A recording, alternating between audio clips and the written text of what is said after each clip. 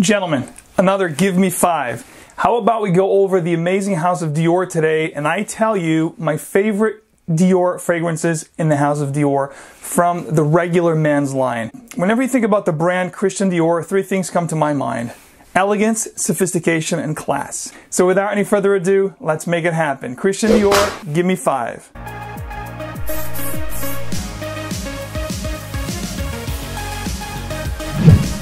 Let's continue the Give Me 5 series, and I just wanted to do a little quick recap. From last year, I did Chanel, I think around October, and I told you guys that I'd be carrying on with this series, and I asked you guys to vote on the three favorite fragrance houses that you guys would like me to cover first. So the top voted were Christian Dior, Yves Saint Laurent, Creed, and Tom Ford. Yves Saint Laurent and Tom Ford were neck and neck, but I will cover all four houses straight up. But just so you know, these are going to be the regular man's line. It's not going to have any private blends. However, I will do the private blends afterwards. But nevertheless, we're going to be covering all the top favorite fragrance houses in the world. I also took tally of every other house you guys voted, so be sure to tune in. I'm going to be definitely covering my favorite 5 fragrances in the world from each house.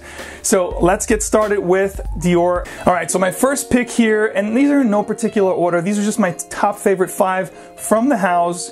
Of course, as you're going to see here in this video, I'm going to leave a lot of the great ones out. There's so many great ones. There's different lines. You have the Sauvage line.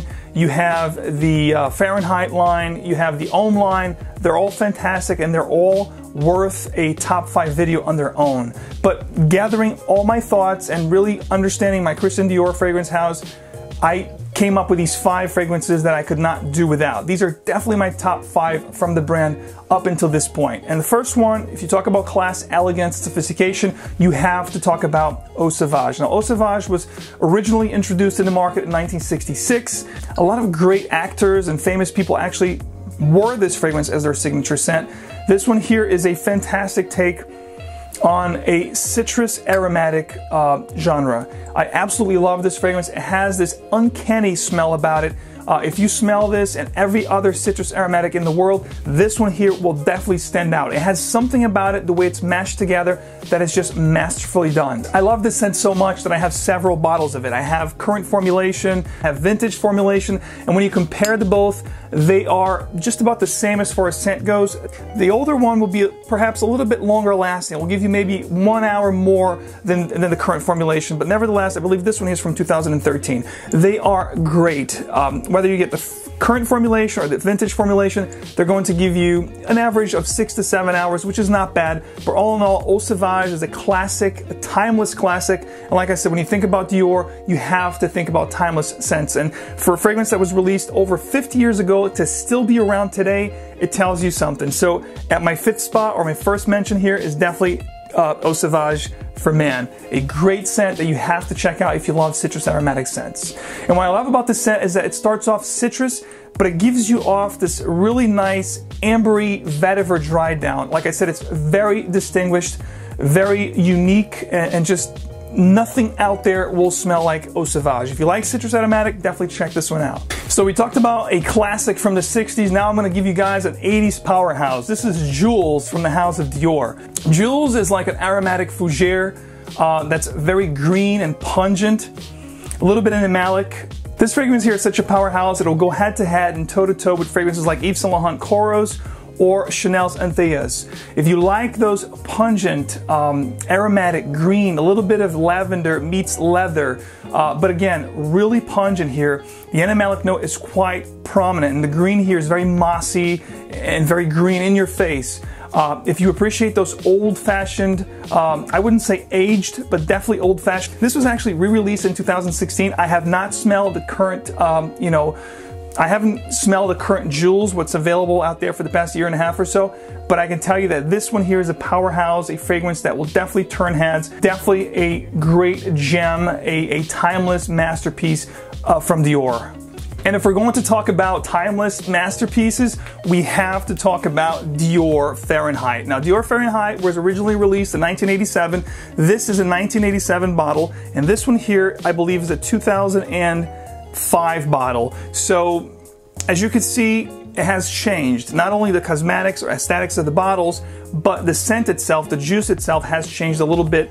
I would even say drastically, because, you know, the petrol violet feel that you get here in the old versions up until the 90s or early 2000s is nothing compared to what you're going to get out there today. You could still get a sense, you know, the character of the scent is still here, but it's not going to be in your face and as strong and powerful and pungent as the original was, which is a shame. But as we know, all fragrance companies are doing that, whether it be because of allergens or, you know, whether they want to cut corners and just make more money per mil.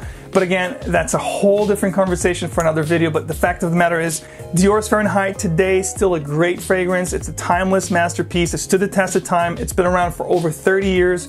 And you know, if you can hunt down a vintage bottle, you'll see the difference. But you know, if you compare them side by side. However, this one here is a great scent on its own. You can wear this today and you're still going to turn heads and you're still going to get people asking you what you're wearing. Again, a timeless masterpiece, Dior Fahrenheit at my third mention.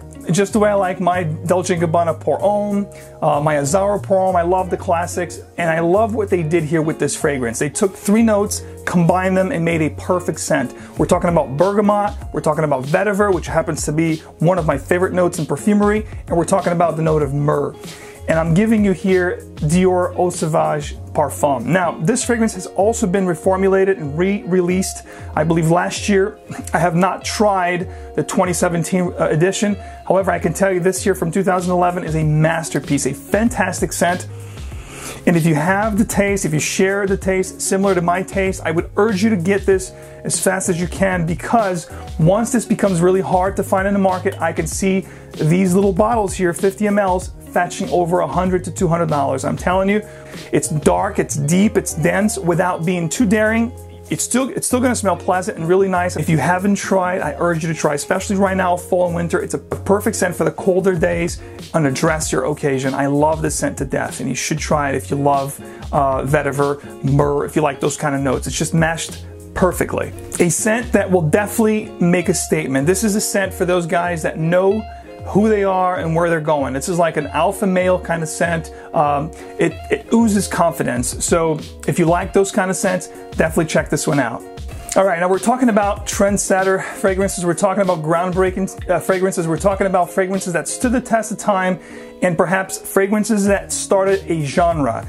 And this here is a woody floral musk. I believe this fragrance here broke the mold and started a whole new genre for men fragrances. I'm talking about Dior Homme Intense at my first mention. I absolutely love this fragrance. Whether you get the silver color, or this is a 2011 formulation, this here is a 2007 first year formulation. Nevertheless, they are both amazing. They're gonna turn heads. In 2007, it was very bold. When you first smell this fragrance and you got that lipstick vibe, that vanilla iris combo, it's just amazing. I loved it, but a lot of people thought it was really too bold, and a lot of people veered away from this fragrance. A lot of people didn't want to have anything to do with this fragrance. They thought was not masculine, thought was leaning more toward feminine, because iris tends to be more of a feminine note. This has like a cocoa feel to it, you know. It's just a very sensual, attractive kind of scent. Love this scent for evening wear, dressy occasions, romantic situation. It is just a fantastic fragrance that oozes sensuality and a little bit of mystery. Praises again to Francois de Manchy for making this masterpiece. I think this is definitely a fragrance that will stand the test of time. It will be here for decades for us to appreciate. It's definitely a modern masterpiece. So the bottom line, the house of Christian Dior is a fantastic house. It's a timeless house.